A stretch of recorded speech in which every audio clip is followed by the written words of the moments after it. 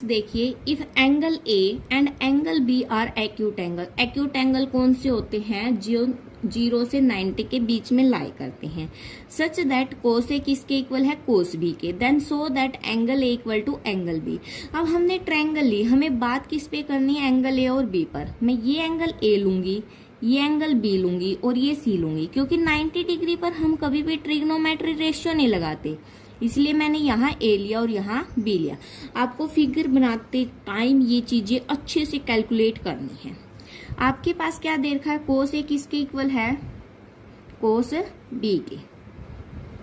अगर मैं जनरली बात करूं, कोस ए होता क्या हमारा, बेस अपॉन हाइपोटेनस। ये ए है, ये बेस होगा और ये क्या होगा, परपेंडिकुलर, और ये हाइपोटेनस क्या होता है, बेस अपॉन हाइपोटेनस। बेस कितना आपके पास, ए सी। हाइपोटेनस कितना आपके पास, ए बी। किसके इक्वल आएगा, कोस बी। जब ये एंगल लिया, ये आपके पास परपेंडिकुलर होगा, ये बेस होगा और ये क्या होगा आपके पास, हाइपोटेनस। तो बेस कितना आपके पास, बी सी। हाइपोटेनस फिर से वही सेम ए बी। देखिए, ए सी की वैल्यू निकालती हूं मैं यहां से, क्या आएगा, B C upon A B. ये ए बी साइड किस चीज में, डिवाइड में, उस साइड जाएगा तो मल्टीप्लाई में। ए बी से ए बी क्या हो गया, कैंसिल। तो यहां से क्या आया, ए सी किसके इक्वल आया, बी सी के, यानी कि ये वाली साइड हमारी इस साइड के क्या आ गई, इक्वल। अब एक कंडीशन लिखती हूं मैं, नोट करने की बात है, if two sides are equal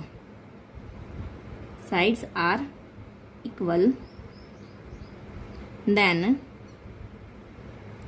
their opposite angle are also equal।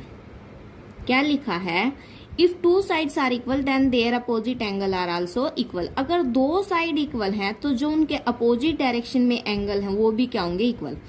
ए सी के सामने कौन सा एंगल है, बी। BC के सामने कौन सा एंगल है, A।